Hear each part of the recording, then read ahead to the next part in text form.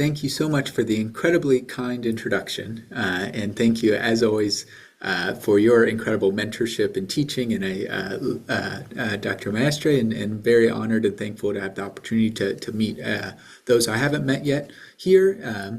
And so today I was going to talk about biomarkers related to Alzheimer's disease. But before getting to start, just wanted to share, this is meant to be open and informative, so please feel free to raise your hand, comment if you have any questions that come up at any point. The goal is to make this as helpful and valuable as it can be. And so let me go Thank you. ahead and share my screen here. And so what I'll try and do is to merge what some of the updates and advances in biomarkers, both in clinical practice, based on the advancement of research, and where we're also hoping to go in this area and field as well. I'll focus on biomarkers for Alzheimer's disease today. I have no relevant disclosures for this presentation. And so I'll start just providing an overview of Alzheimer's disease and dementia, just to make sure we're all on the same page, and to share a little bit of the background that set the framework for the current focus on biomarkers. I'll talk about the diagnosis of Alzheimer's disease in the past, what we're currently using now in clinic in the present, and then where we believe the field will be going in the future based on some of the promising new research. And so just to start off, and I know many of you are familiar with this already, but just wanted to share how we think about dementia and aging. So as we know that over time, there's a normal age-related decline in cognition in things like sometimes having a little more difficulty recalling words or misplacing items more frequently. But then there's also diseases that accelerate that age-related decline, and our goal is to try and detect and identify these diseases.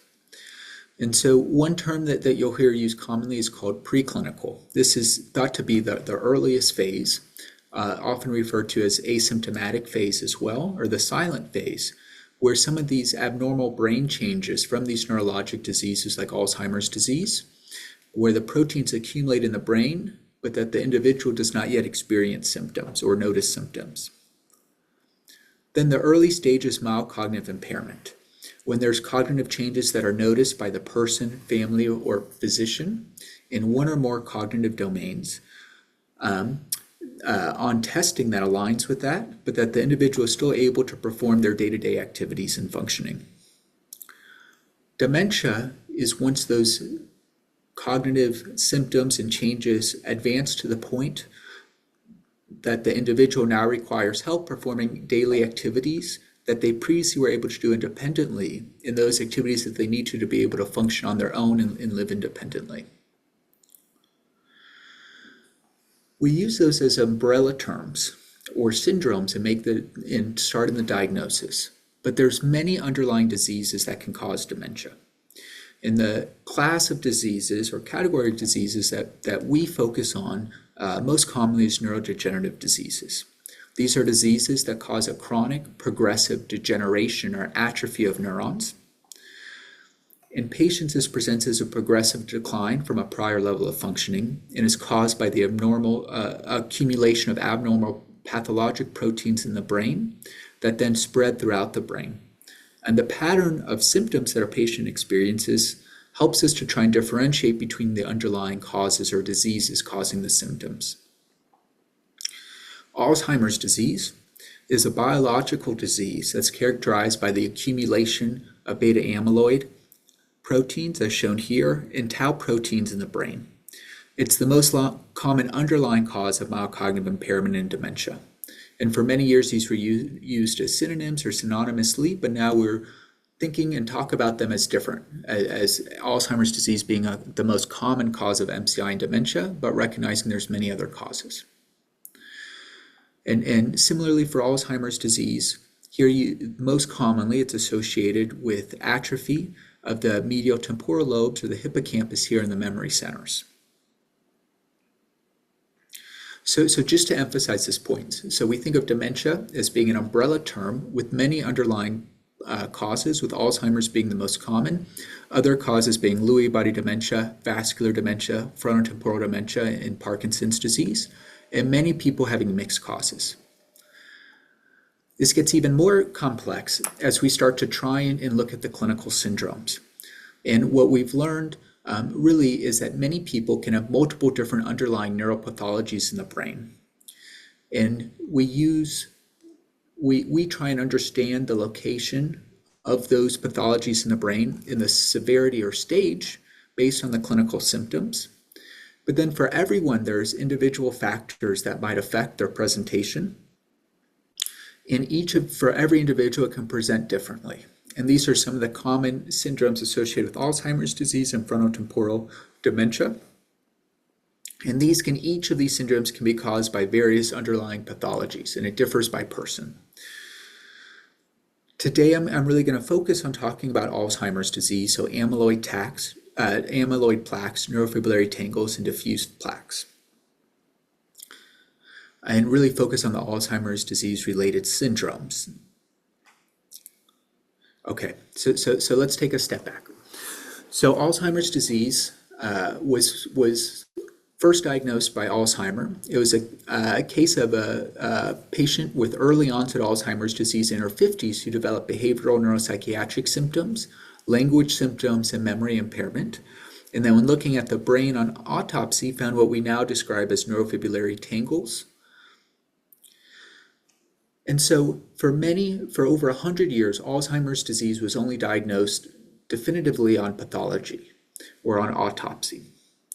And in specific, the classification criteria that was used, and it's still used as the gold standard, it varies by the protein. So for amyloid, for describing the distribution or spread of amyloid protein, so amyloid can present as diffuse deposits or neuritic plaques.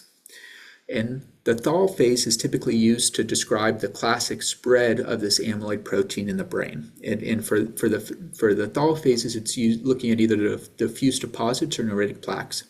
So the earliest changes are in the neocortex. Then eventually it spreads to the hippocampus and entorhinal cortex. Then eventually the striatum, thalamus, hypothalamus, and cholinergic nuclei, so some of those central midline structures. And then eventually to the brainstem in the midbrain and medulla, and in the very latest stages to the cerebellum and pons. We also try and quantify the density of amyloid plaques in the brain. And what's commonly used for that is called the CIRAD scoring, which is a semi-quantitative measurement of neuritic plaques, not diffuse plaques, just neuritic plaques in the brain, where in looking at a specific section on slides from the autopsy, the number of neuritic plaques are quantified as either sparse, 1 to 5, moderate, 6 to 19, or frequent, greater than 20 neuritic plaques.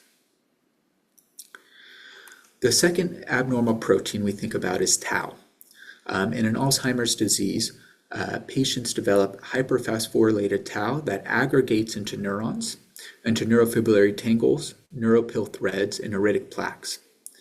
And what we've learned is that the tau protein localizes with symptoms much more so than amyloid.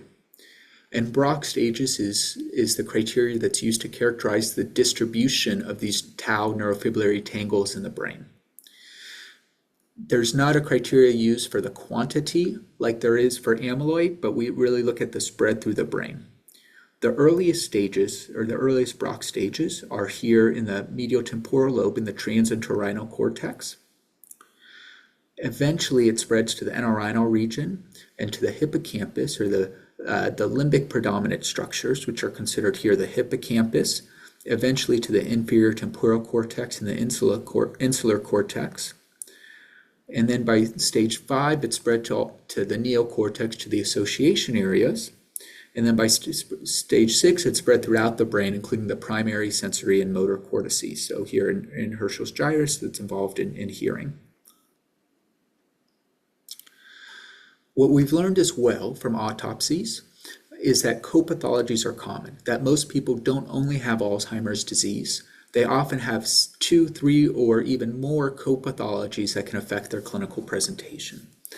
And this is one study that was an autopsy-based study looking at patients with early onset Alzheimer's disease and late onset Alzheimer's disease that found that those with late onset Alzheimer's disease, 65% had vascular lesions, 58% had argyrophilic brain disease, 35% had TDP-43 co-pathology, approximately 80% had cerebral amyloid angiopathy, and about 40 to 50% had Lewy body co-pathology.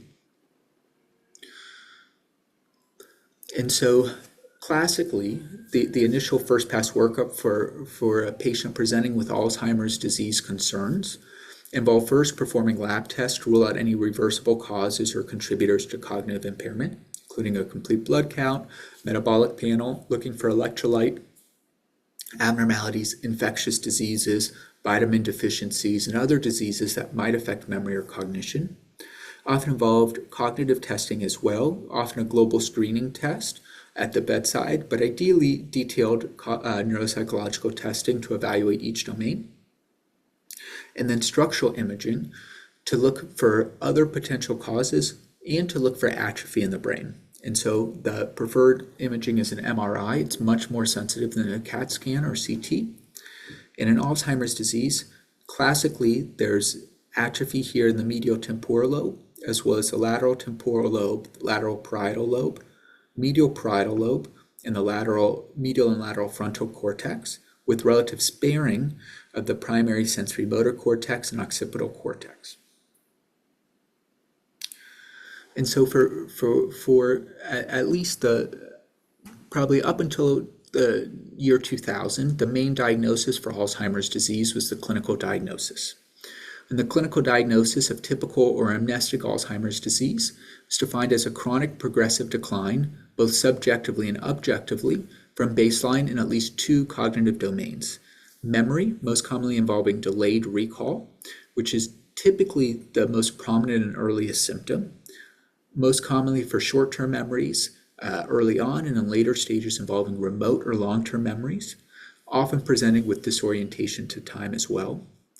Other domains that can be affected include executive function, so trouble with planning, organization, motivation, completing complex tasks, visual spatial symptoms like misplacing items, having trouble with navigation or getting lost, language symptoms for Alzheimer's disease, most commonly word finding difficulty, as well as behavioral or personality symptoms or changes.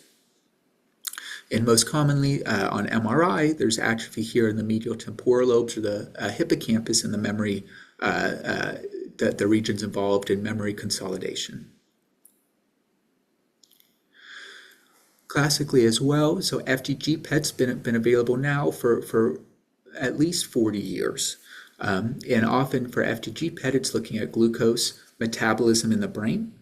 And in Alzheimer's disease, the typical pattern of FDG PET hypometabolism or decreased glucose or functioning in the brain is here in the lateral temporal parietal cortex, as well as in the medial parietal cortex, as shown here.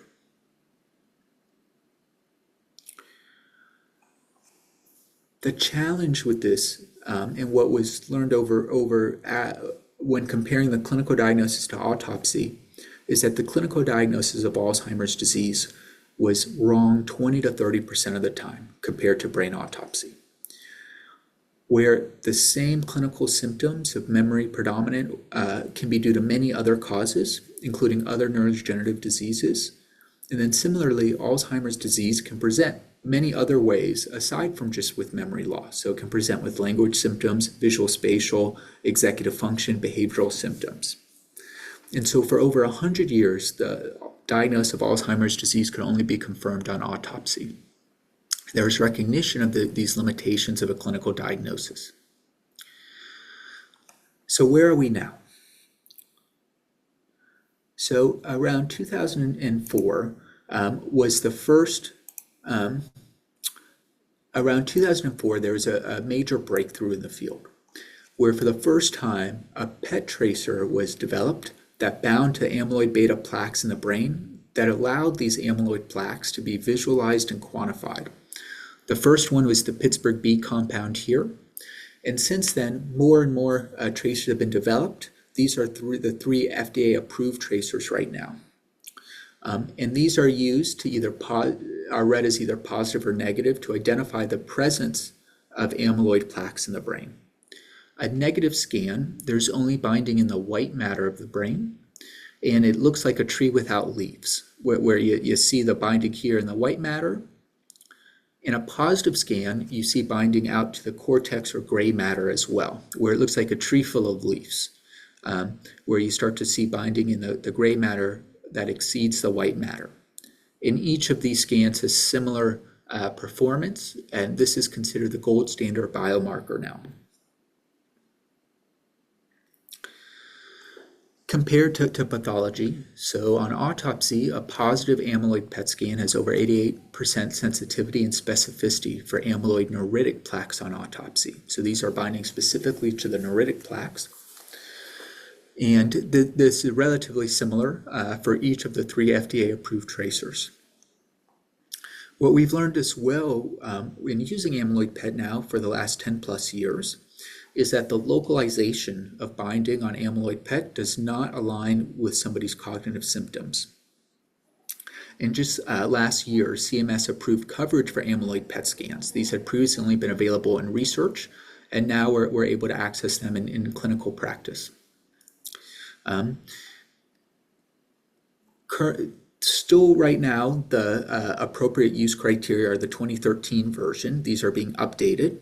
But what they include is that recommended for use is for cognitive symptoms with objective impairment after evaluation by a specialist, in somebody where the diagnosis is unclear, but Alzheimer's disease is thought to be on the differential diagnosis, and that the amyloid PET scan is expected to change diagnosis and management.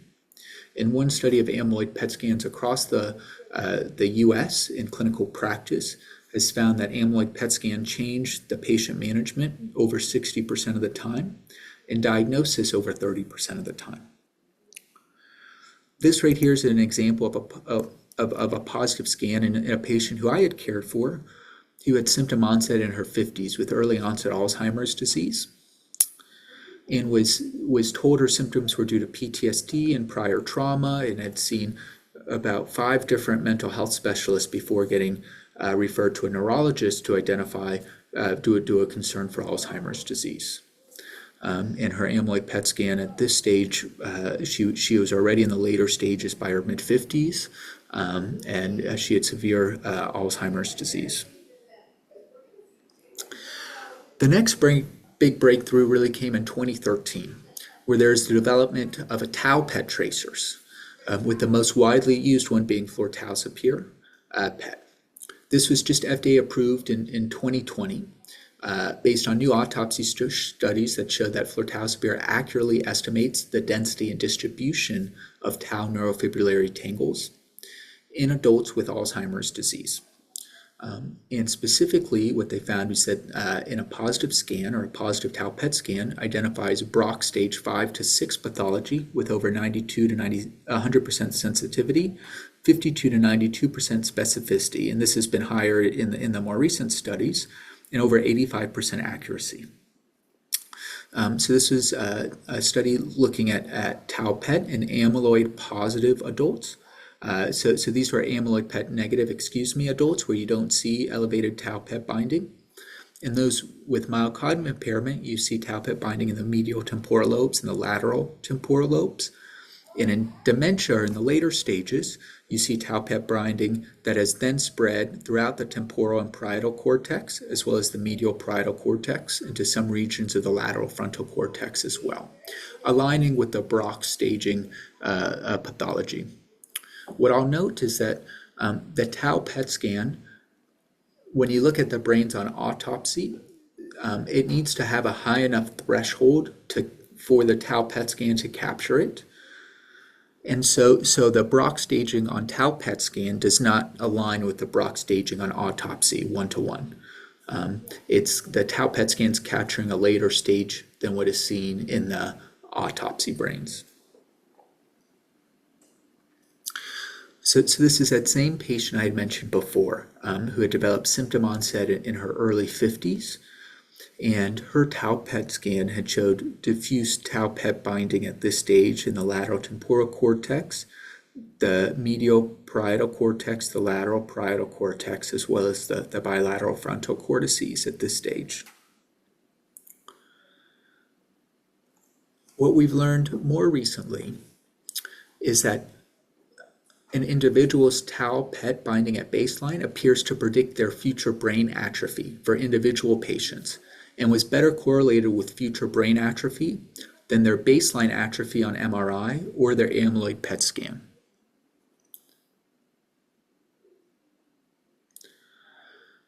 Additionally, what we've seen now is that tau PET binding predicts future brain atrophy and cognitive decline, but that it also localizes with cognitive performance in alignment with known brain behavior relationships.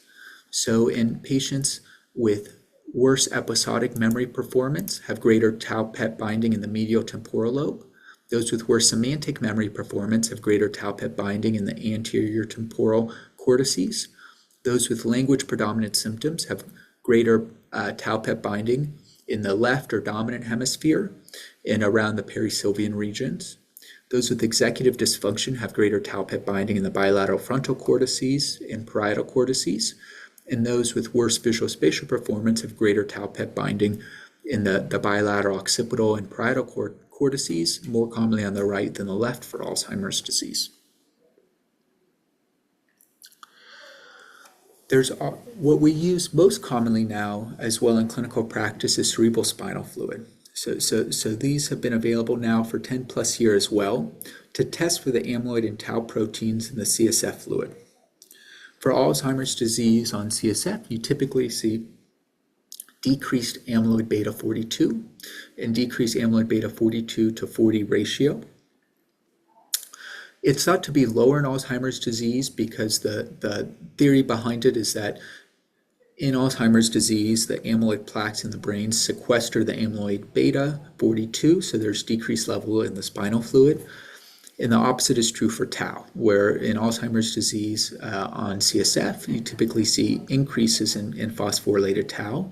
Particularly, what's most commonly used is this phosphorylated tau to A beta 42 ratio. That was shown to have 92% agreement with amyloid PET scans.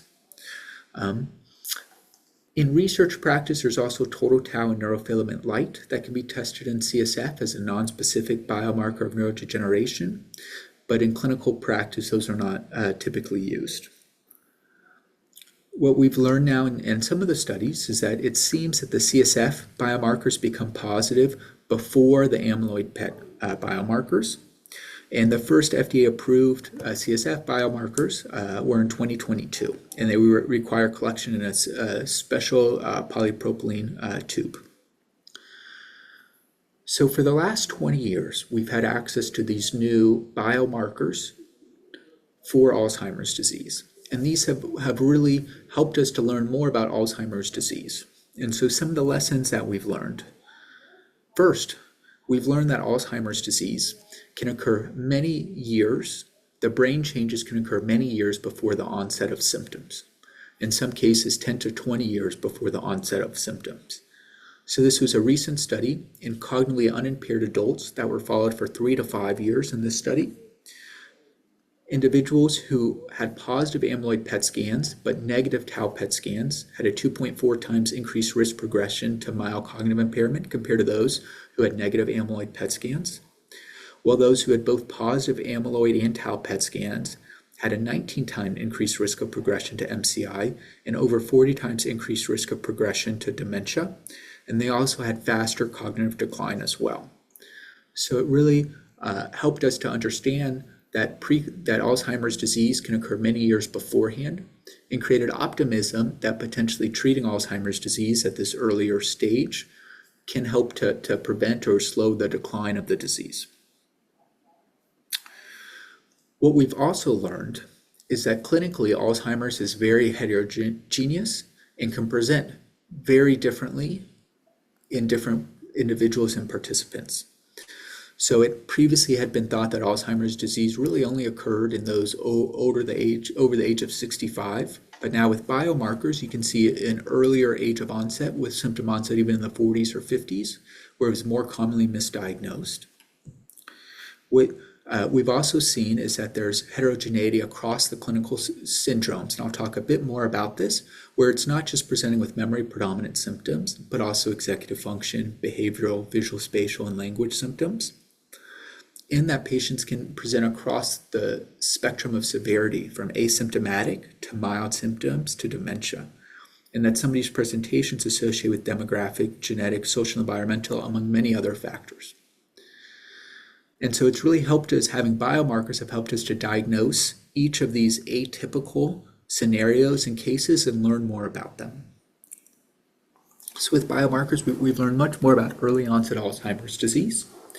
So early onset Alzheimer's disease is arbitrarily defined as that with symptom onset, patients with symptom onset before the age of 65. Most commonly it's sporadic, meaning it's not caused by a known genetic autosomal dominant mutation. It's over 90% of cases.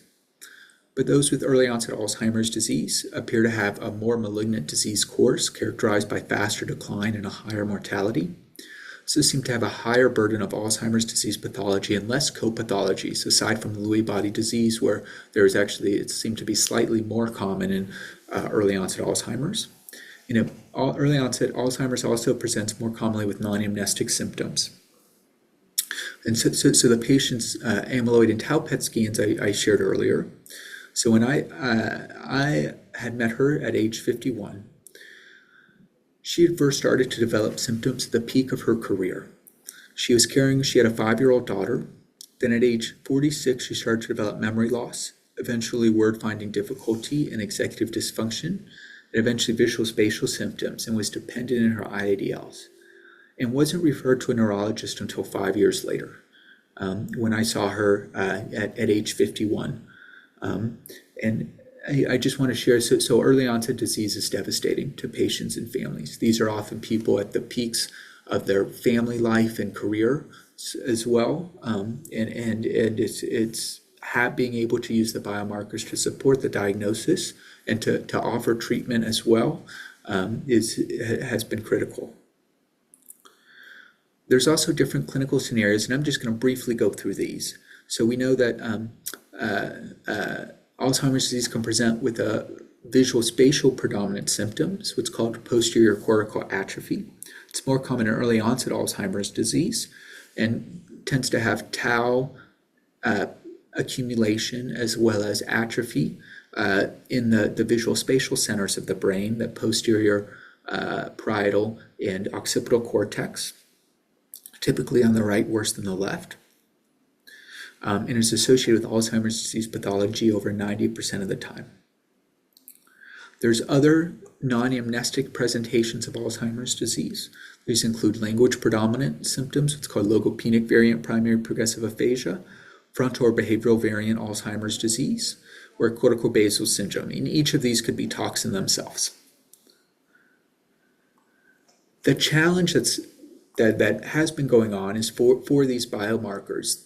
The PET biomarkers and the CSF biomarkers, they've really helped us to really improve the diagnosis, but the challenge is they're limited in access to specialty centers. They're expensive. So an amyloid PET scan costs anywhere from $5,000 to $15,000. A tau PET scan is not available for clinical practice. The price is higher than the amyloid PET scan. And a spinal tap requires having a specialist to perform the test, to collect it in the special tubes, and to send it off. And in addition to being an invasive test in itself that many people aren't interested in. And so the challenge is that as a result of the biomarkers being limited to PET and CSF, they've only been available in specialty centers and people who have access to these specialty centers. They haven't been widely available. And as each of you know, all dementia is a huge public health problem internationally and here in Texas. It's common. So it occurs in 16% of people over 65. Greater than 1 in 10 people over the age of 65 have dementia due to AD, and 1 in 3 people over the age of 85 have dementia due to AD, and it's only going to increase. It's also a huge economic challenge as well, where I'll just for the sake of time, I won't go through these numbers in depth, and I know each of you are familiar with it. But the idea that is that by 2050, $1 in $3 spent on adults over the age of 65 will be focused on Alzheimer's disease. And this isn't accounting for the PET, CSF biomarker cost or the treatment cost.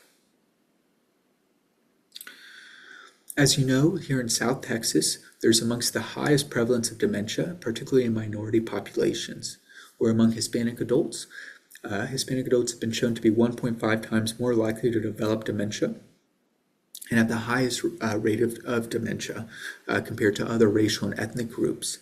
And there's a projected over 400% increase in dementia in Hispanic adults by 2060. As many of you know as well, there's been a lack of research in Texas and in Hispanic adults focused on dementia for many years.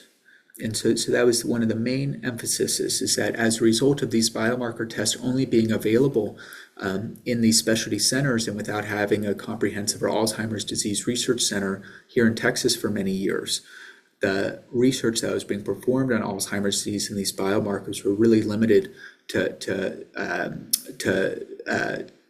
overrepresented higher income level white participants. And there's been a lack of research in underrepresented groups in medicine and healthcare. So Hispanic adults comprise less than 6% of Alzheimer's disease cohorts, despite representing over 15%, 19% in this estimate of the US population. And so one limitation we have right now is that most of the available data on Alzheimer's disease biomarkers and treatments are based on performance in non-Hispanic white adults.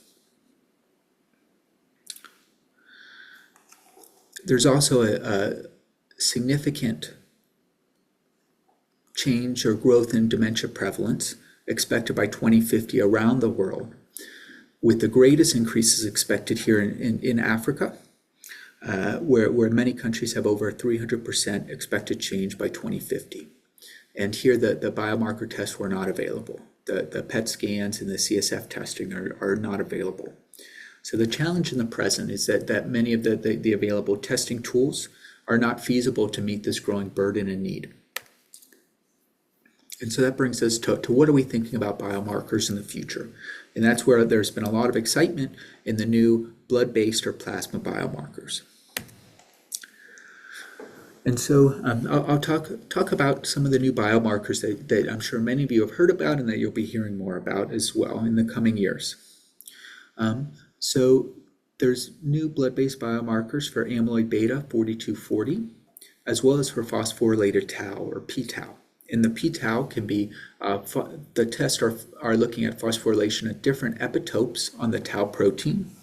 There's p-tau 181, which was the first one that came out in 2020. And then more recently, there's been p-tau 217. That has the strongest data thus far and is the one that's moved towards clinical practice. And there is some early data for 231 as well, and thoughts that could be positive earlier in the disease course. But right now, the focus is the strongest data overall has really been in p-tau 217. And what the studies have shown is that these blood-based biomarkers accurately discriminate patients with Alzheimer's disease. So this is healthy controls, mild cognitive impairment, and Alzheimer's disease, where you see an increase with the disease severity that's not present with other neurodegenerative diseases. It appears on autopsy to be specific to Alzheimer's disease neuropathology and to align well with amyloid PET positivity. So with the AUC over 0.91, this was for the p-tau 181, with the p-tau 217 being slightly, having slightly better data. And it also appears to increase with disease severity. So here's also showing that it's associated with a area under the curve of 0.9 over 0.91 for p-tau 181 and tau PET positivity. What we've learned as well is that it seems that plasma biomarkers can predict future cognitive decline. And this includes in participants who are cognitively unimpaired but amyloid PET positive. So these are those who had the highest quintile value of plasma p-tau 217, had the fastest decline in MMSE score compared to the remaining quintiles. Some of the recent studies have shown that plasma p-tau217 has a diagnostic performance that's equivalent to CSF biomarkers, which is really exciting and moving these towards clinical practice. There's some other biomarkers as well. These are currently used only for research. They're not used in clinical practice. So one is GFAP, which is glial fibrillary acidic protein. This is a biomarker of inflammation or neuroinflammation, specifically thought to be reflective of astrocyte activation. It aligns with cognitive performance, atrophy, and disease severity in Alzheimer's disease. It's also associated with Alzheimer's disease pathology and autopsy, as well as amyloid PET positivity, where many feel that GFAP's a strong marker of amyloid PET positivity, and it appears as well to predict future amyloid PET positivity, cognitive decline, and disease progression.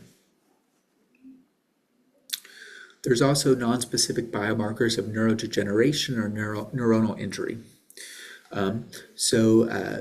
One that's commonly that you'll commonly hear about is neurofilament light, or NFL. This is a nonspecific marker of neuronal injury. It's elevated in neurodegenerative diseases, but also in non-neurodegenerative diseases. So you see elevations in NFL and TBI after cardiac arrest with brain injury, as well as in multiple sclerosis.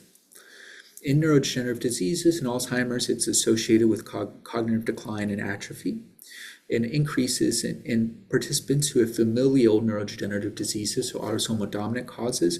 It appears that NFL levels increase years prior to the symptom onset, and so might be in those patients with autosomal dominant mutations, a biomarker to track over time to try and anticipate when symptoms may begin. Recently, there's been a new brain-derived tau that was developed to be a more specific marker of neuronal injury or neurodegeneration in Alzheimer's disease, and appears to differentiate in Alzheimer's disease versus non-Alzheimer's disease. Neurodegenerative disease is better than NFL, which is a non-specific marker. But there's a lot of work that has to be done before we can use these on a clinic level, and even broadly to understand them before applying them in a research setting. So some of the major next steps in the field for these blood-based biomarkers is, one, to better understand their use at individual patient levels.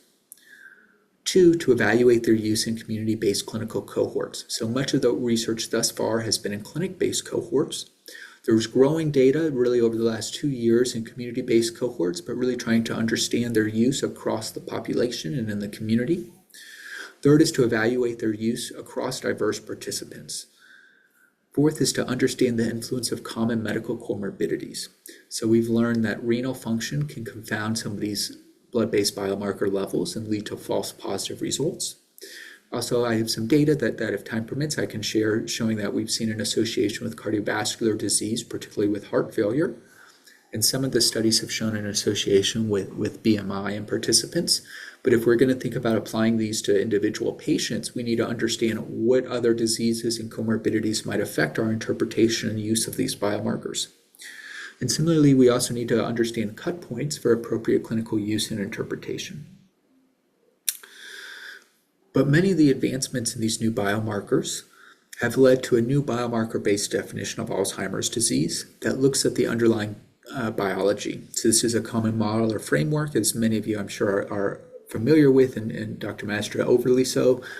So looking at these changes in the biomarkers over time. And as a result of this new research criteria, just this past July, the Alzheimer's Association published a new diagnostic clinical criteria for Alzheimer's disease based on these new biomarkers.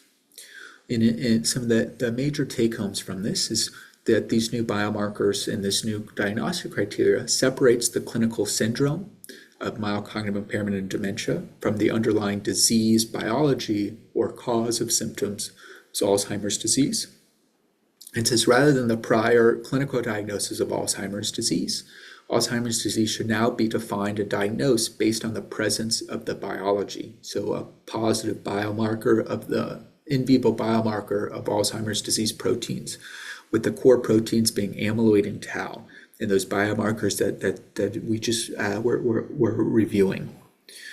MCI and dementia should be used as clinical syndromes, and can be considered as well when biomarkers are not performed or inconclusive. But really the diagnosis of Alzheimer's disease with these new criteria is based on the presence of any abnormal core Alzheimer's disease biomarker, with those being on imaging a positive amyloid or tau PET scan, or on fluid biomarkers, CSF, being A beta 42, p-tau 217, for CSF also including p-tau 181. Plasma, it's really just focused on 217 for now because that's the one that's been shown diagnostically equivalent to CSF. But an important caveat is these biomarkers should be interpreted in the clinical context, not just in isolation. And only the stringently validated biomarkers should be used for clinical use. And recognizing as well that even though a biomarker might be positive or negative, individuals can fall across the spectrum, and that those closest to that positive negative cut point should really be reviewed cautiously and use the clinical judgment to interpret their values. And so for some of the new diagnostic criteria, these, I just wanted to review some of the different plasma, some of the biomarkers that were proposed. So for diagnosis, amyloid PET scan still considered the gold standard. For plasma, p-tau 217 was supported for use. And for CSF, these are the FDA-approved measures is p-tau 181 over A beta 42 and A beta 42 over 40.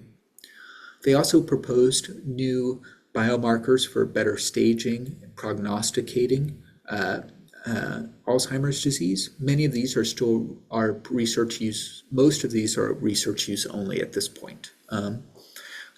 So including some of these different tau biomarker measures, which I didn't talk about today, but these are thought to better align with the tau protein in Alzheimer's disease and severity, but these are just really in the early research stage.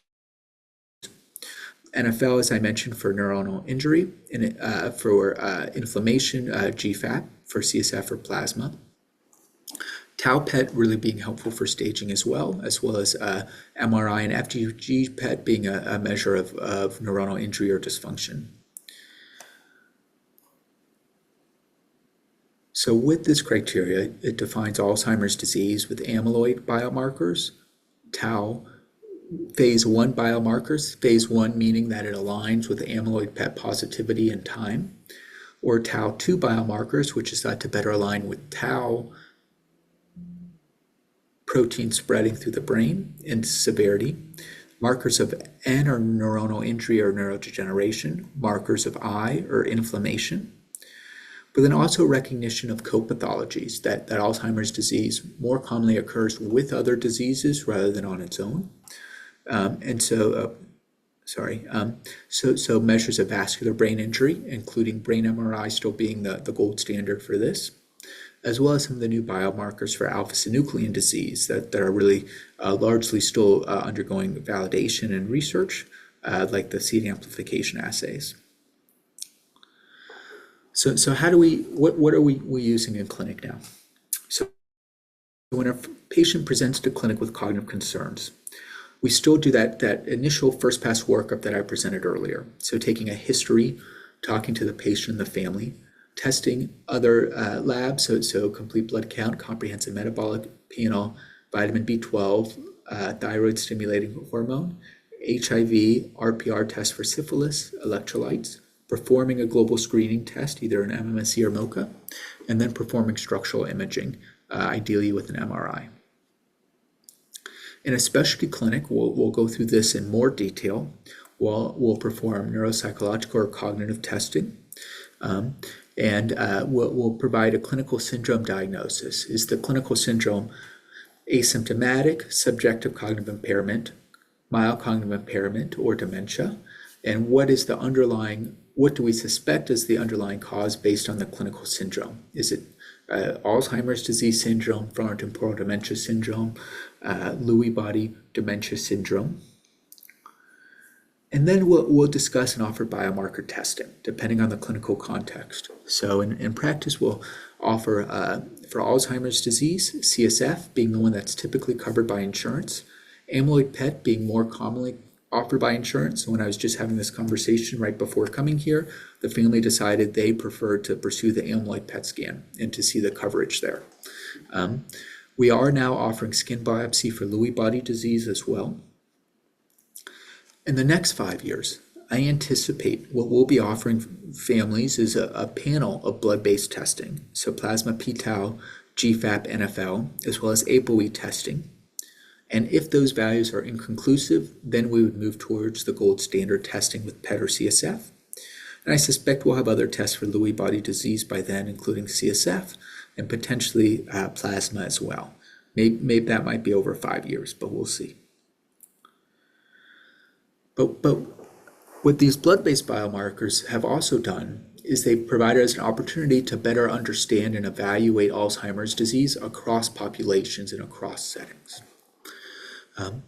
While previously Alzheimer's disease biology could only be studied in vivo in specialty centers with PET scans or in a small subset of patients with spinal taps, now with blood biomarkers, we can better study Alzheimer's disease across the life course and across the population. And so being able to look at other systemic diseases associated with Alzheimer's disease, better understand risk factors for dementia versus risk factors for Alzheimer's disease versus risk factors for both, and also understanding genetic risk. So this is just one example I'll share. We're now with these blood-based biomarkers using population studies like this in the Framingham study, in the Uganda aging study. We can look at sociodemographic factors associated with these blood-based biomarkers. We can look at lifestyle factors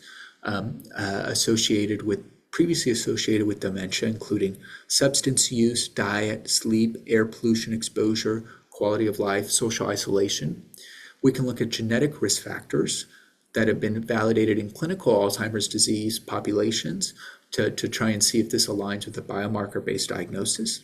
We can better understand systemic diseases and risk factors, such as prior head trauma, hearing loss, HIV and infectious diseases, vascular risk factors and diseases, pulmonary disease, where COPD has been associated with a risk of dementia. We can see if we can capture and understand that in an earlier stage.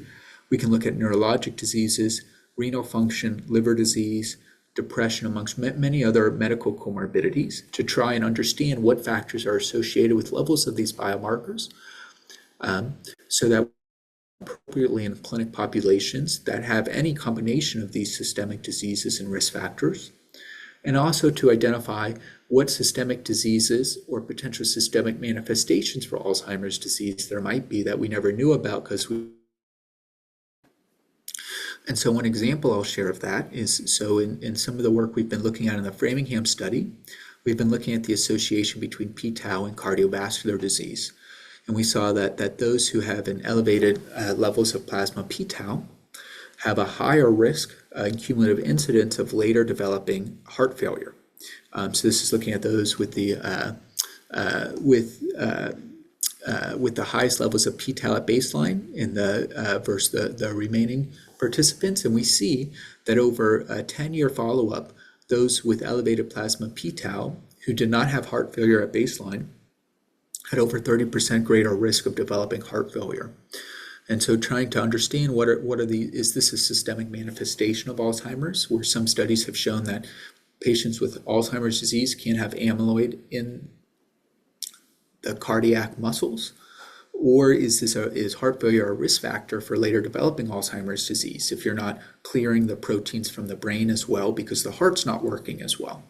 And so it helps to generate hypotheses to better understand and ideally act on Alzheimer's disease at an earlier stage. What these blood-based biomarkers also do is they enable us to test and study Alzheimer's disease in populations that previously didn't have access to biomarker testing. And so this is one ongoing study. This is a community-based cohort here in rural Uganda that I've been working with now for a number of years. It follows 300 people with well-treated HIV and 300 HIV-negative older adults. all over the age of 48, with a mean age of 58. Now even older than that. I believe now the mean age is closer to 61. All of those with HIV have been well treated. Most have not completed primary school. And what we're looking at in this population is trying to understand if these biomarkers can help us identify cognitive impairment and impaired cognitive performance. And hopefully we just submitted a proposal to be able to study this cohort for another 5 years to be able to provide a clinical diagnosis of asymptomatic mild cognitive impairment or dementia, to diagnose a neurodegenerative disease, to perform MRIs, and to use these blood-based biomarkers to follow them over time to see if they're predictive of those who later go on to develop a neurodegenerative diseases or Alzheimer's disease in this new population. And this is a place where there's no PET scans and there's not access to CSF testing for Alzheimer's disease either. This is another study, a population-based study in Zambia, where we're doing a door-to-door screening prevalence of Alzheimer's disease and cognitive impairment.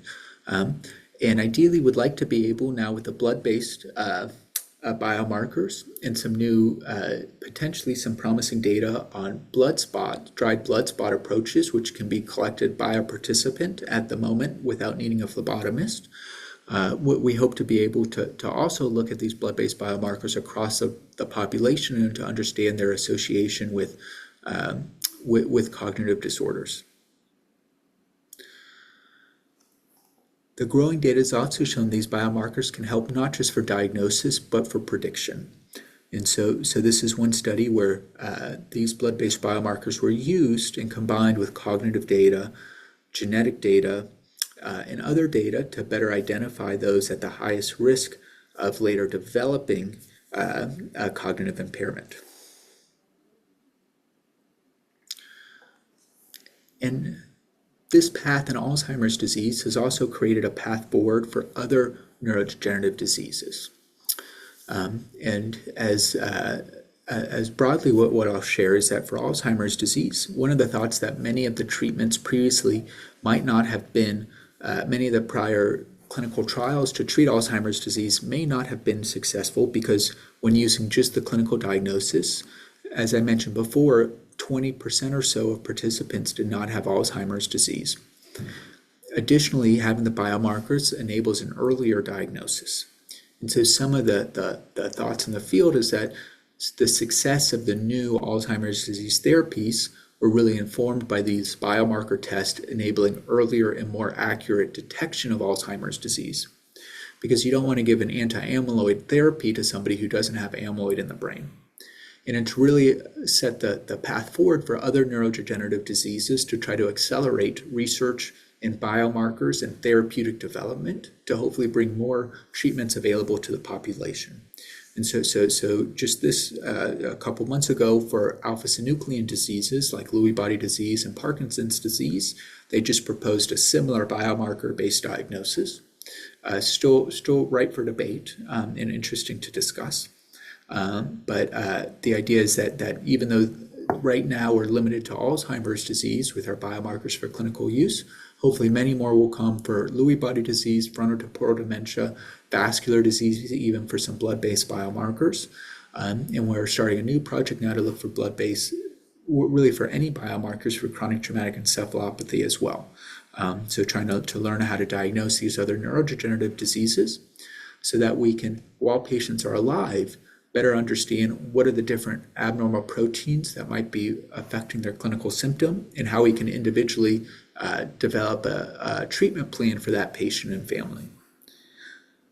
So thank you. I've been talking a lot. I'm going to go ahead and stop there and happy to take any questions and clarify anything as well. Wow, Jeremy, this was, wow. I'm so happy that we are recording this, that we have recorded this so we can use this also as a class for our students and our ORIC. I think that many of our participants will benefit from having all this information together. So it's a lot, and it takes time uh, to have this information set in. But let's open the floor for questions and take advantage that Dr. Tanner is here with us. Marty? Yeah. Thank you, Gladys. You read my mind. So now you have some superpower now, Uh, so yes, I do have a question. And Jeremy, thank you so much for providing this talk. This is very insightful.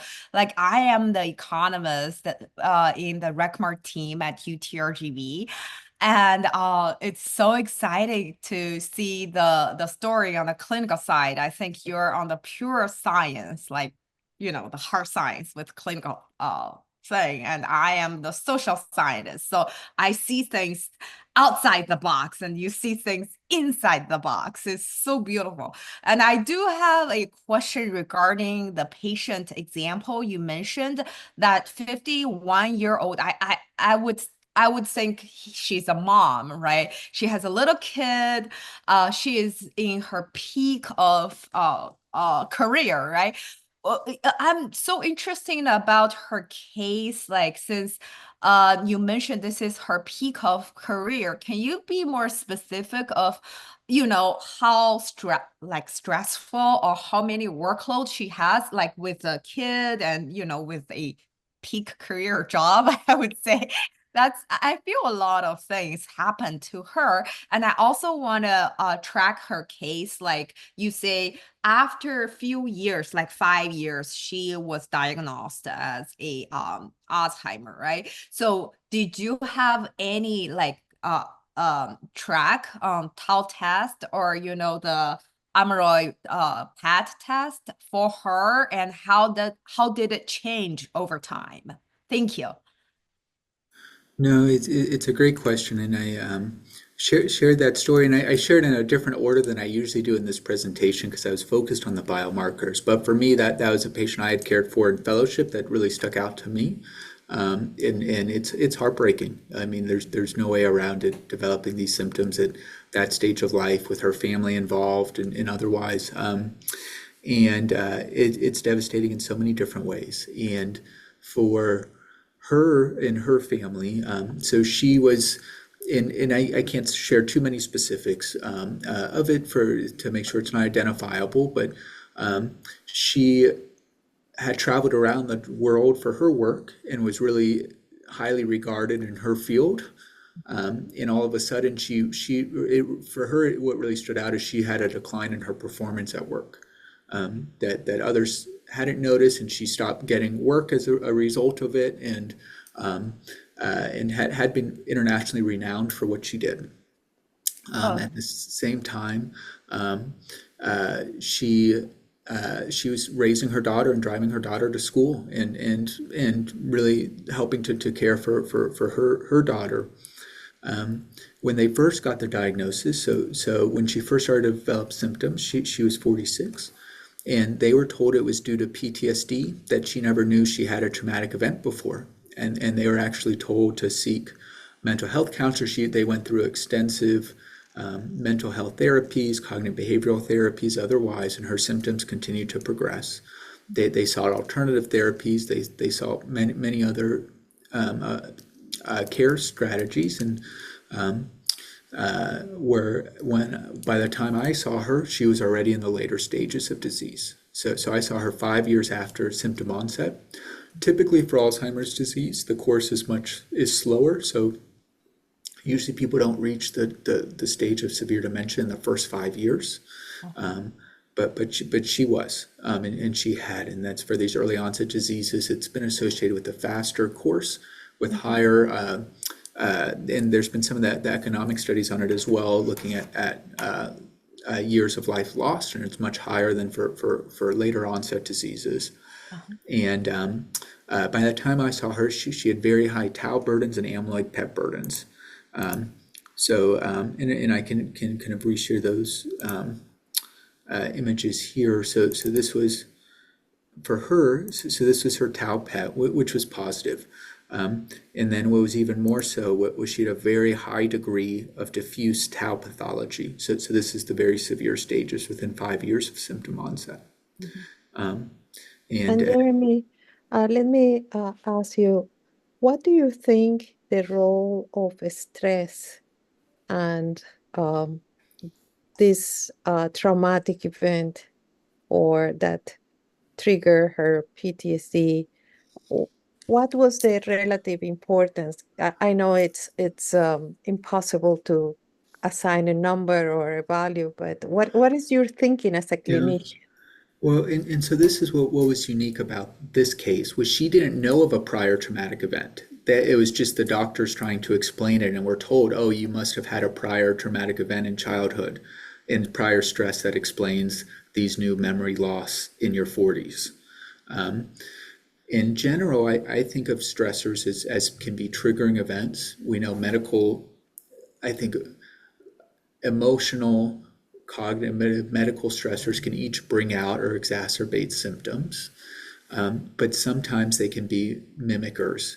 And in her case, what was really hard for us to hear was that she was told she had something, and her and her partner hadn't noted any life stressors, hadn't noted any life stressors in her case that they thought would contribute or cause the symptoms.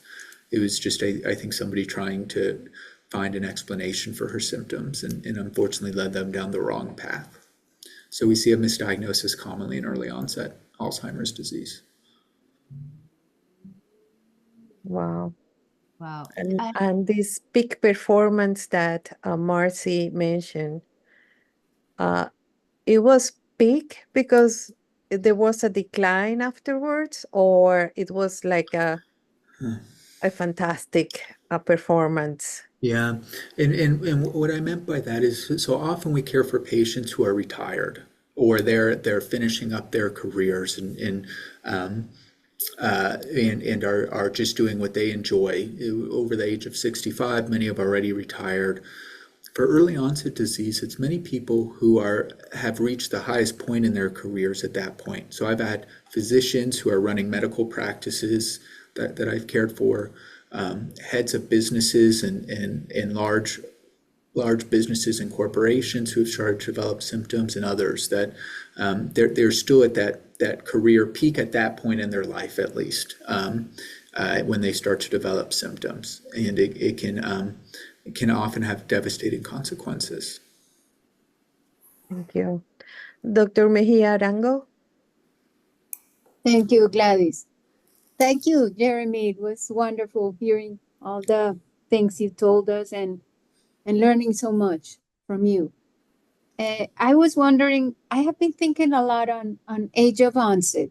So even in patients with mutations, with genetic mutations, there's great variability in age of onset. So thinking about the late onset Alzheimer's disease, do biomarkers help to understand the differences in age of onset? Yeah. It's a great question, and I think the answer is we're still learning and trying to find out. So there's been some interesting recent amyloid PET studies that have tried to age of onset with amyloid PET positivity. And there's been studies from two groups, one at Wisconsin and one at the WashU team, that have found that at a certain level of amyloid PET positivity, you can identify the age of, it aligns with the age of symptom onset, what's called like the amyloid clock is one of the terms that they used. That everyone, even if they all are on a similar aligning amyloid clock that aligns with their age of symptom onset based on the amount of amyloid in their brain. These are some of the new models, and so that's not yet available, or at least I haven't seen it for the other biomarkers, just amyloid PET, where now they're starting to be much more longitudinal data available, and these other ones are too new to have much of this longitudinal data. but it's a big question in the field. And I think that's one of the things that population studies can better answer is with blood-based biomarkers is all of a sudden you can start to study it across populations, across age groups, and start to see why do some people develop it earlier than others. And I think as well to Dr. Maestra's point before, the role of stressor. So there's also been growing evidence that there's certain that certain stressors or developmental difficulties can predispose somebody to developing biomarkers. So those with visual spatial or trouble with math as a child are more likely to develop early onset Alzheimer's disease with visual spatial predominant symptoms or posterior cortical atrophy, while those with dyslexia or language difficulty as children are more likely to later develop language predominant symptoms or logopenic variant primary progressive aphasia due to Alzheimer's disease, where it does seem that there's some network vulnerability in the brain that predisposes somebody to develop these proteins in the brain at earlier ages or earlier stages of life. But we've only been able to test for these recently, and so there's more questions than there are answers. Yeah, I guess. Yeah, thank you, Jerry. And so it is your opinion that when we have a high biomarker level, whether it's in blood or CSF, is this really an earlier without symptoms? Is this an earlier indicator of the disease, or are we talking about high risk? I think that's the philosophical debate in the field right now that you've hammered on. And I can share kind of the different perspectives. And I think you're getting to the big debate is, do we change? So Alzheimer's disease has been diagnosed definitively on pathology, but clinically now, since it was discovered over 100 years ago, and this year they proposed to change it to a biology-based, to the presence of a high level of biomarker. Does that define Alzheimer's disease? And this is where the debate in the field is, and from different perspectives. I understand the rationale to try particularly in thinking about treatments, is that if there's a medication or therapy that removes amyloid from the brain, does somebody who has amyloid in the brain without symptoms, should they be treated with it? I think that's what AHEAD and some of these other studies will help us to answer. In which case I'd say, whether you call it Alzheimer's disease or whether you call it just amyloid in the brain at risk for Alzheimer's disease, if there's evidence of benefit of a therapy, then I think it's worthwhile to consider that therapy. If there's not evidence of benefit, then it's really hard. And this is the ethical discussion now, is do you diagnose somebody with Alzheimer's disease who doesn't have symptoms if they have a high biomarker level? And I don't know that we know that yet. I don't know that there's one right answer to that either. Very interested in your thoughts and others. I've heard the other side of it, of people saying that creating a biology-based definition on biomarkers is economically incentivized by the pharmaceutical companies to increase the number of people eligible for treatments in the diseases. In that when just looking at it economically, there's reverse motivations from pharmaceutical companies and others to say more people have the disease, more people are eligible for therapies. It's more income generating. The other side to that is that if you're a person with these proteins in the brain, would you want to have those removed if you know it increases your risk of Alzheimer's disease? And would you want to know beforehand? And I think that's an individual decision and a choice. And it's a really hard discussion. I'm interested in your thoughts on it.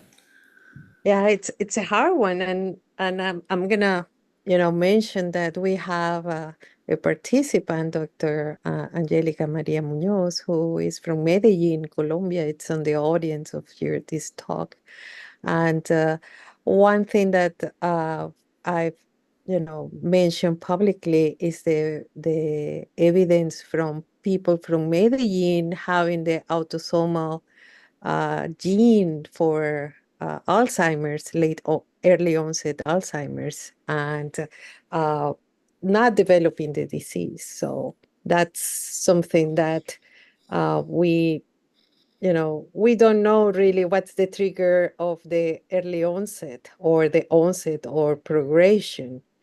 So I'm still, on the high risk kind of, a concept. And we are working with the public health officers here at Cameron County, and they want to do really prevention strategies, primary, secondary, and tertiary prevention. And we are talking, that we need to include the blood biomarkers. At least we need to collect them. We don't know what to do with that yet.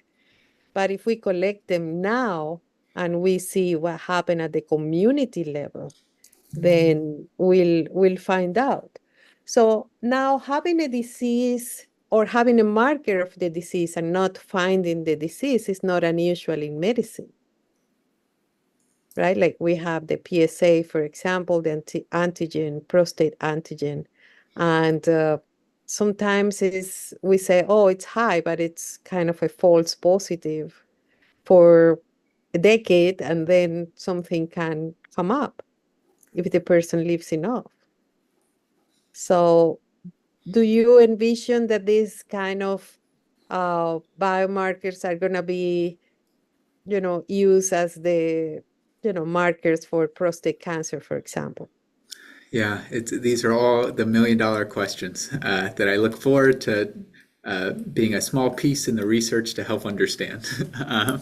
So I think these are such critical questions. So from a public health standpoint, as you suggested, having a biomarker and having in that case a biomarker-based definition can help to say, okay, in our region, there's this many people with Alzheimer's disease, and that can help to incentivize public health initiatives and efforts that can work for that secondary prevention causes. And so there is a rationale there for using the biology-based definition to initiate public health initiatives to prevent the disease.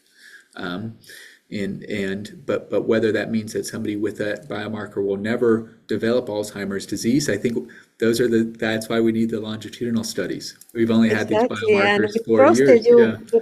you kind of take out the prostate. Yeah. If the tolerance to risk is low, Yeah. if the person is, oh, I'm so concerned, then take it out. Or Yeah. even with the breast cancer markers, some people just cannot tolerate the risk. And so many times we see high risk patients, participants with a parent or a sibling with Alzheimer's, and they are also, very anxious about it. And there is no clear answer about what to do except improve the general lifestyle. And now we have the medication, but the medication comes with its own risks. Absolutely. And I think even knowing if these lifestyle interventions can impact the biology would also be helpful to know. Like we don't know that yet. And that's one of the focuses of I can't for one of the lifestyle intervention studies now where they're getting pre and post PET scans to better study it. I can't remember the name of the study right now. But I think the other important point you brought up was a false positive. And the reality is for these blood-based biomarkers, we don't know the factors that lead to false positives yet. That make me really worried in research settings. Many of the participants are selected who lack other medical comorbidities or factors that can lead to false positives. And we don't know that yet for these blood-based biomarkers that, I think just as bad as giving somebody a diagnosis of Alzheimer's disease when they don't actually have those proteins in the brain. And that could have its own consequences. Exactly. We need I'm to better wondering understand these. how many of our participants in this talk, in this conference, would like to have their blood tests for amyloid and tau. How many of you would like to know if you are a high risk for Alzheimer's and how much that will impact your lifestyle now, and even getting married or having kids, or it's a hard one, and how can we educate the workforce that's dealing with patients and families from social work, nursing, and other disciplines that actually, go beyond just pharmacological treatment. So it's very interesting, and we look forward to seeing your studies in Uganda, Zambia, and Texas, and the follow-up with the Framingham. And we thank you very much.